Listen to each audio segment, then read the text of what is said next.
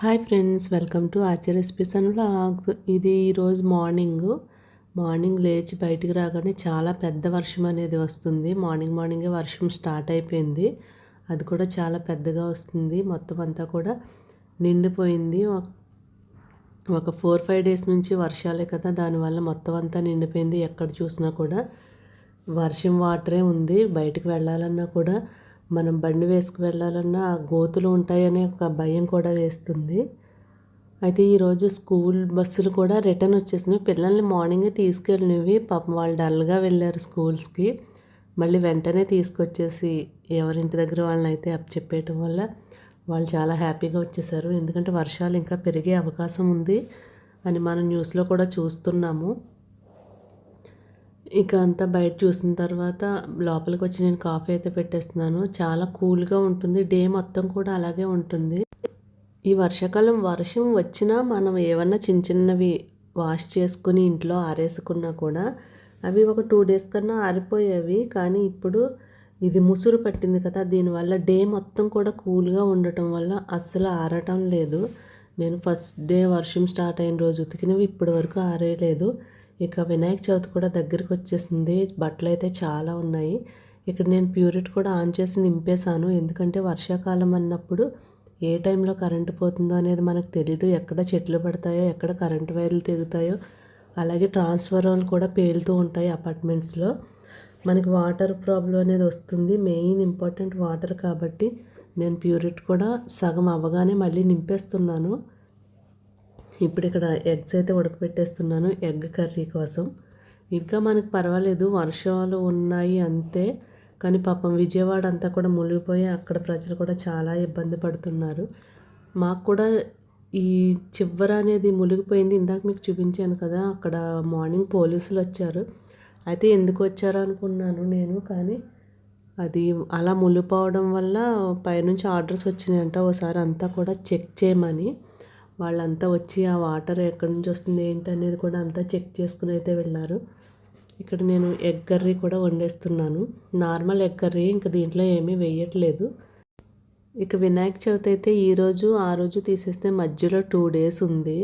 ఏ పనులు అవ్వటం లేదు. కూల్గా ఉండటం వల్ల ఏ పని చేయబుద్ధి అవ్వట్లేదు. అలాగే ఈ వర్షాల వల్ల బయట తెచ్చుకోవాల్సినవి కూడా తెచ్చుకోవడానికి అసలు అవ్వటం లేదు.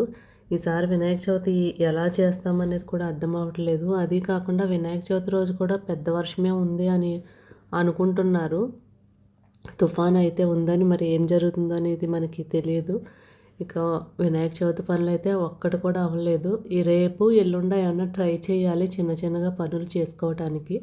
ఇక్కడ నేను వంట చేస్తూ బిగ్ బాస్ అయితే మనకి స్టార్ట్ అయిపోయింది కదా, ఇక లైవ్ చూస్తూ కొంచెం సౌండ్ పెట్టుకుని కిచెన్లోంచి అది వింటూ మధ్యలో వస్తూ అలా వంట అయితే చేసేస్తున్నాను.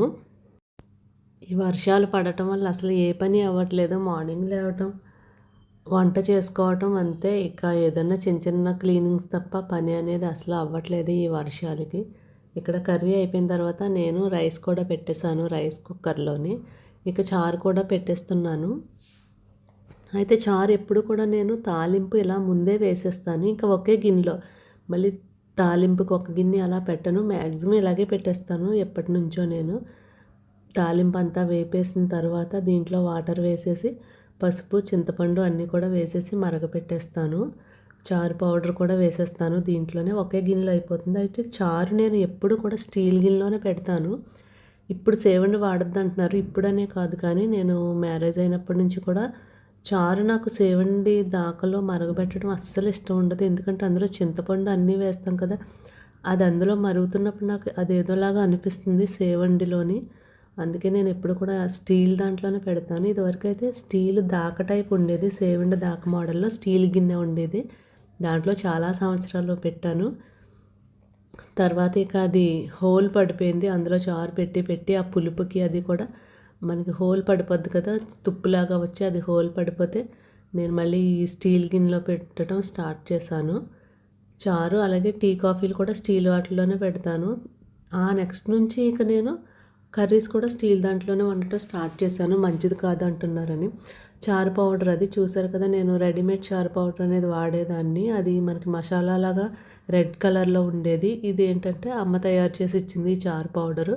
ఈ చారు పొడి చాలా బాగుంటుంది, మనకు టేస్ట్ కూడా బాగుంటుంది. ఎందుకంటే చారు పౌడర్లో ఏమి వేసుకోవాలో అవి మాత్రమే వేసి చేయడం వల్ల టేస్ట్ అయితే బాగుంటుంది. నేను బయట తెచ్చింది అయితే మసాలా పౌడర్ లాగా రెడ్ కలర్లో ఉండి టేస్ట్ అయితే అలా వచ్చేది. ఇప్పుడు చారు కూడా రెడీ అయిపోయింది. అన్నీ వేసేసిన తర్వాత కొత్తిమీర కూడా చారులో వేసేసి ఇలా సాల్ట్ కూడా వేసేసి మరగబెట్టేస్తున్నాను. చారు అయితే ఇక రెడీ అయిపోయినట్టు. చాలా టేస్టీగా ఉంటుంది చారు. ఇక మనం దీంట్లో ఏమీ వేసుకోనవసరం లేదు. ఈ చారు పొడితో చారు పెడితే సూపర్గా ఉంటుంది. ఇక లంచ్ టైం అయితే అయిపోయింది. ఎగ్ కర్రీ అలాగే చారుతో మేమైతే లంచ్ చేసేస్తున్నాం. ఓకే ఫ్రెండ్స్, ఈ వీడియో మీకు నచ్చితే లైక్ చేయండి, షేర్ చేయండి. ఆచి రెసిపీస్ అండ్ వ్లాగ్స్ అని మన ఛానల్ని సబ్స్క్రైబ్ చేసుకోండి. Thanks for watching.